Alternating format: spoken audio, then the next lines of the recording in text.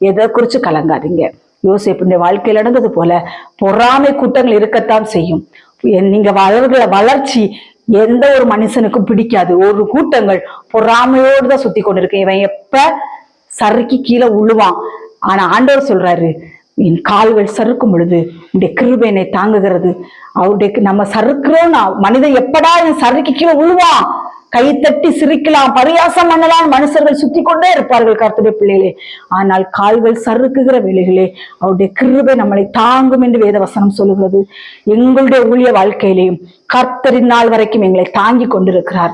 மனிதர்கள் வைத்த வலைகள், மனிதர்கள் வைத்த கண்ணிகள் எல்லாவற்றிலும் சிக்காறுக்குண்டு அவர்களே வெட்டின குழி, அவர்களே போய் விழும்படியான காரியங்களை தேவன் செய்திருக்கிறார்.